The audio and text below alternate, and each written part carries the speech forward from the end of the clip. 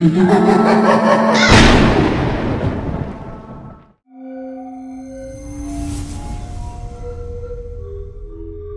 शहर में करीब करीब 50 किलोमीटर बाहर एक हाईवे के किनारे नागपाड़ा पुलिस चौकी थी। ये चौकी काफी सुनसान इलाके में खड़ी थी। एक इंस्पेक्टर और 2-3 हवलदार यहाँ तैनात थे। मानसी एक न्यूज रिपोर्टर थी।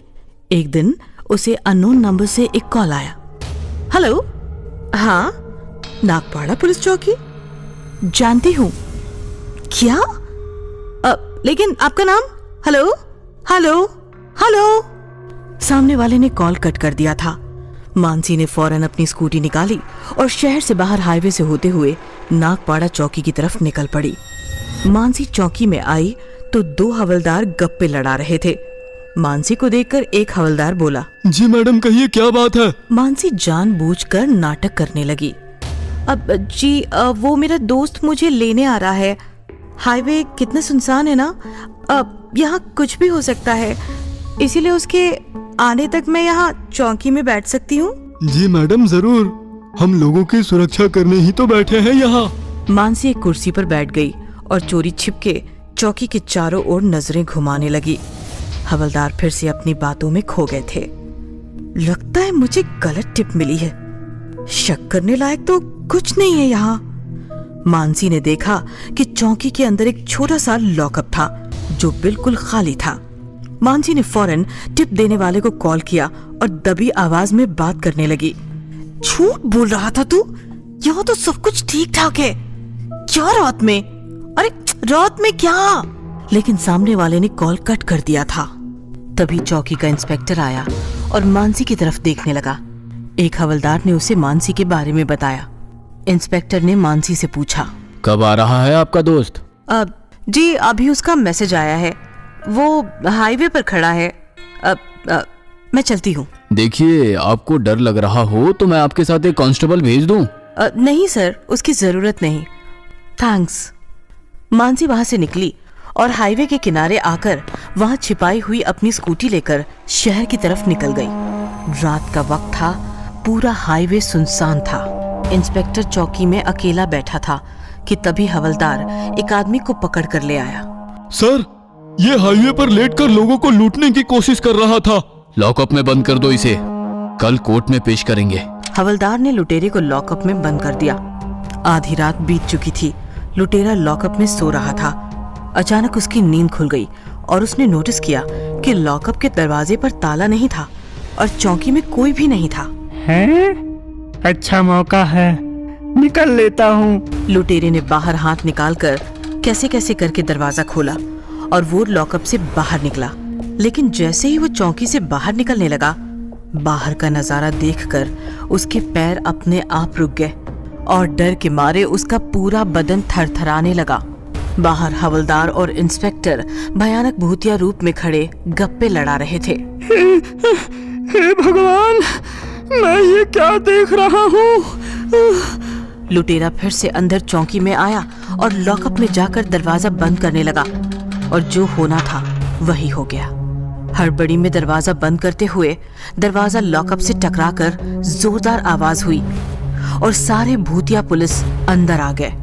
खाकी वर्दी में वो भूत और भी ज्यादा भयानक दिख रहे थे। भूत उसकी तरफ बढ़ने लगे और लुटेरा डर के मारे गिड़गिड़ाने लगा। सर माफ कर दीजिए, गलती हो गई, मैं किसी से कुछ नहीं कहूँगा। ये सुनकर इंस्पेक्टर का भूत हंसते हुए बोला, होशियारी नहीं दिखाता तो कम से कम कुछ दिनों बाद छूट जाता, लेकिन अब तो तेरी जान तेरे जिस्म से छूट जाएगी। ये बात सुनकर बाकी भूत भी हंसने लगे और हंसते हंसते लुटेरे की तरफ बढ़ने लगे। बचाओ, बचाओ, मत मारो मुझे, बचाओ। लेकिन उस सुनसान हाईवे पर पुलिस चौकी में कैद उस बेचारे की आवाज सुनने वाला कोई नहीं था। लुटेरा चिल्लाता रहा और अचानक शांत हो गया क्योंकि भूतों ने अपने नुकीले दांतों से उसकी गर्दन काटकर उसे हमेशा हमेशा के लिए शांत कर दिया था।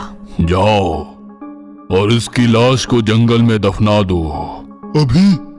अभी तो हमारा भूतिया रूप खत्म होने में 2 घंटे बाकी है। ये पुराना सुनसान हाईवे है, तुम्हें कोई नहीं दिखेगा, जाओ। 2 हवलदार भूत उस लुटेरे की लाश को लेकर पुलिस चौकी के बाहर आए और एक पेड़ के पीछे छिपी हुई मानसी ने दोनों का भूतिया रूप देख लिया। मतलब वो खबरी सच कह रहा था। मानसी ने फौरन भूतिया हवलदारों को अपने कैमरे में कैद किया और फिर वो उनका पीछा करने लगी।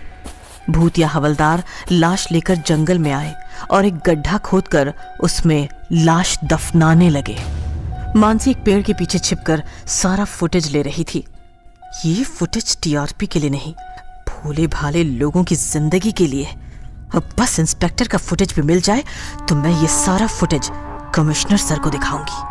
फिर मानसी छिप छिप कर भूतिया हवलदारों का पीछा करते हुए पुलिस चौकी तक आई। चौकी के बाहर भूतिया इंस्पेक्टर खड़ा था। दफना दिया उसे? जी, वही दफनाया जहां हम सबको दफनाते हैं। मानसी ने कैमरे में इंस्पेक्टर को भी शूट किया। तभी 4 बज गए और सारी भूतिया पुलिस अचानक इंसानों के रूप में आ गई। मानसी ये भी शूट कर रही थी। वो काफी हैरान थी।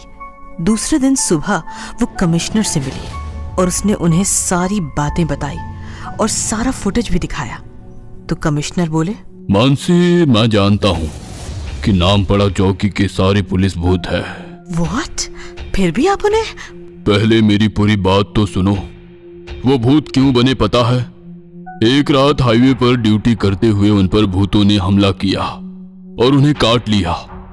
उसके बाद वो बेचारे भूत बन गए। लेकिन वो सिर्फ रात में ही भूत बनते हैं और दिन भर अच्छे इंसान और अच्छे पुलिस बनकर ड्यूटी करते हैं।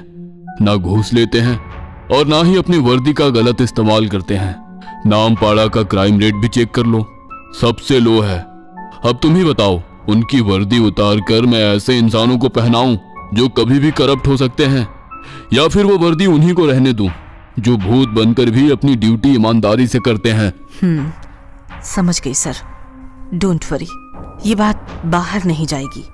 ऐसा कहकर मानसी ने कमिश्नर के सामने ही सारा फुटेज डिलीट कर दिया और इधर नागपाड़ा चौकी की भूतिया पुलिस दिन में इंसान बनकर और रात में भूत बनकर अपनी ड्यूटी सालों साल ईमानदारी से करती रही। पेट्रोल चोर चुड़ैल। सुनसान हाईवे पर निखिल बाइक से शहर की तरफ जा रहा था।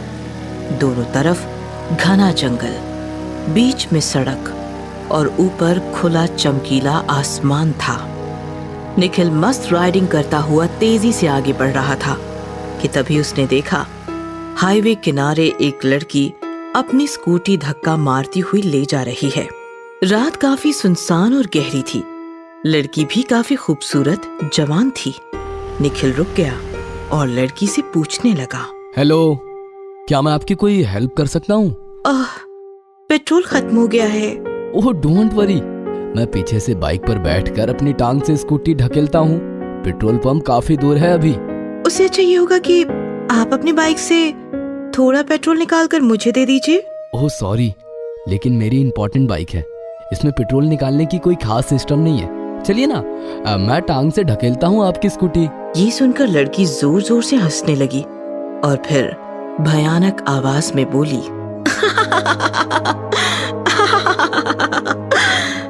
इससे अच्छा तो मैं तुम्हारी बाइक छीन कर जंगल ले जाऊं, जैसे उस अंकल से ये स्कूटी छीनी। तो तुम मुझे डराने के लिए ऐसा कह रही हो ना? ये सुनकर लड़की फिर से हंसने लगी और हंसते हंसते भयानक चुड़ैल बन गई।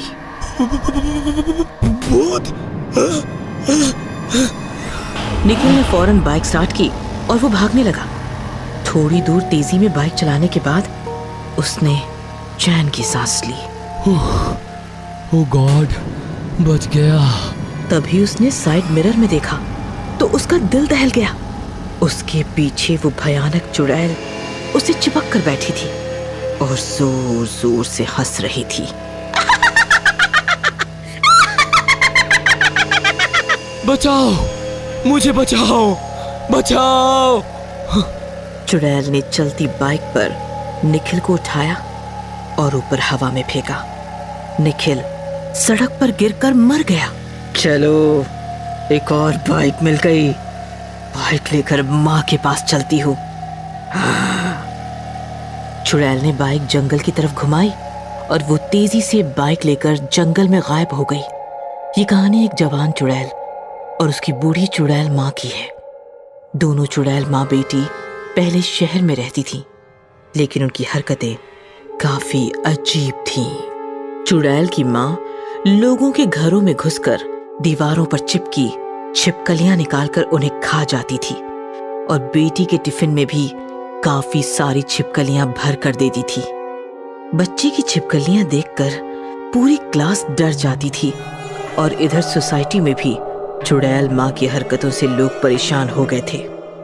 इसीलिए चुड़ैल बेटी को स्कूल से और दोनों माँ बेटियों को सोसाइटी से निकाल दिया गया और दोनों चुड़ैल जंगल आकर एक गुफा में रहने लगी। चुड़ैल बेटी, अब ये जंगल ही हमारा घर है। लेकिन माँ, यहाँ तो मेरे साथ खेलने के लिए कोई नहीं है। किसने कहा? यहाँ तुम्हारे साथ खेलने के लिए जंगली बिल्लियाँ और चमगादड़ हैं। उनके साथ खेल। फिर जंगली बिल्लियाँ और चमगादड़ों के साथ खेल खेल कर माँ ने बनाया हुआ जानवरों का खाना खाकर चुड़ैल बेटी बड़ी होने लगी और उसकी चुड़ैल माँ और ज्यादा बूढ़ी होती चली गई। एक दिन बूढ़ी चुड़ैल काफी बीमार थी। चुड़ैल बेटी ने उसका काफी इलाज किया, फिर भी उसकी तबीयत ठिकाने पर ना आई। मेरी तबीयत ठिकाने पर लाने का बस एक ही इलाज है बेटी। माँ, तुम बताओ, मैं तुम्हारे लिए कुछ भी कर सकती हूँ। तो सुन, बचपन से ही मुझे पेट्रोल और पेट्रोल का धुआं काफी पसंद है। जब भी मेरा मूड खराब होता था, मैं किसी मोटर गैरेज में जाकर घंटों पेट्रोल जलाकर उसका धुआं सूंघती थी। बहुत मजा आता था मुझे। अब यहाँ जंगल में इतनी शुद्ध और प्राकृतिक हवा है, इसीलिए मैं बीमार पड़ गई हूँ शायद। तू अगर मेरे लिए पेट्रोल का जुगाड़ कर ले तो मैं ठीक हो जाऊंगी। ठीक है माँ, जैसी तुम्हारी इच्छा। उस दिन से चुड़ैल जंगल से हाईवे आकर लोगों को सताने लगी, रूप बदलकर लोगों को रोकने लगी और फिर उन्हें मारकर उनके वाहन जंगल ले जाने लगी। निखिल की बाइक लेकर चुड़ैल अपनी गुफा के सामने पहुंची। बाइक की आवाज सुनकर बूढ़ी चुड़ैल माँ बाहर आ गई। बेटा, आ गई तू। देख माँ, मैं कैसी बाइक लेकर आई हूँ आज। चल बेटा, टंकी खोल। चुड़ैल ने बाइक की टंकी खोली तो चुड़ैल माँ ने अपना पूरा मुंह टंकी के अंदर डाल दिया। चुड़ैल बेटी ने भी माँ का मुंह ताकत से टंकी में दबाया।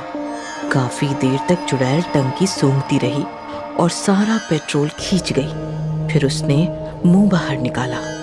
कैसे लोग हैं, टंकी भी फुल नहीं करवाते। पहले जमाने में टंकी ऊपर तक टच रहती थी। माँ, पेट्रोल अब काफी महंगा हो गया है ना, शायद इसलिए। चल बेटा, अंदर चल, तू थक गई होगी। खाना खा ले। दोनों चुड़ैल अंदर चली गई। एक फॉरेस्ट ऑफिसर दोनों को छिप छिप कर देख रहा था। चुड़ैल के अंदर जाते ही वो अफसर भी वहां से भाग गया। रोज चुड़ैल माँ के लिए पेट्रोल चुराने हाईवे पे आती थी, रूप बदलकर लोगों को फंसाती थी, उनसे बोतल में पेट्रोल लेकर उन्हें मारकर जंगल भाग जाती थी। जैसे ही लोगों को पता चला कि हाईवे पर पेट्रोल चोर चुड़ैल का आतंक फैल रहा है, लोगों ने हाईवे से गुजरना ही छोड़ दिया। फिर चुड़ैल ने पेट्रोल पंप जाकर पेट्रोल चुराना शुरू किया, यहाँ तक कि वो शहर में भी घुसने लगी। सोसाइटीज की पार्किंग में जाकर वाहनों से पेट्रोल चुराने लगी। लोग सुबह बाइक स्टार्ट करते तो बाइक स्टार्ट ही नहीं होती थी। अरे ये क्या, पेट्रोल खत्म, कल ही तो डाला था 100 का। हे भगवान, इधर चुड़ैल और इधर सरकार, आम आदमी जिए तो कैसे। लोग पेट्रोल चोर चुड़ैल की वजह से परेशान हो गए थे। पुलिस कमिश्नर भी चिंतित थे। एक दिन फॉरेस्ट ऑफिसर पुलिस कमिश्नर से मिलने गए और उन्होंने कमिश्नर को वो सब कुछ बता दिया जो उन्होंने देखा था। ओह, तो वो जंगल में रहती है। एक दिन चुड़ैल पेट्रोल के लिए हाईवे पर भटक रही थी। तभी उसने देखा एक पेट्रोल का टैंकर हाईवे से आ रहा था। पेट्रोल का टैंकर? इसे पेट्रोल पंप जाने से पहले ही चुरा लेती हूँ, लेकिन इसे कैसे रोकूं? तभी टैंकर अपने आप रुक गया और ड्राइवर पेशाब करने के लिए नीचे उतरा। ड्राइवर के दूर जाते ही चुड़ैल टैंकर पर चढ़ गई और ढक्कन खोलकर अंदर पेट्रोल देखने लगी। अरे, इसमें तो गहरा अंधेरा है। अब पता कैसे चलेगा पेट्रोल है भी या नहीं? एक काम करती हूँ, उतर कर देखती हूँ। चुड़ैल टैंकर के अंदर गई। जैसे ही वो अंदर उतरी, फॉरेस्ट अफसर ने फौरन टैंकर में माचिस की जलती तिल्ली फेंकी। धम से धमाका हुआ और टैंकर के साथ साथ चुड़ैल के भी चिथड़े उड़ गए। इस प्रकार पेट्रोल चोर चुड़ैल खत्म हो गई और पेट्रोल का इंतजार करते करते गुफा में बैठी उसकी बूढ़ी चुड़ैल माँ भी तड़प तड़प कर खत्म हो गई।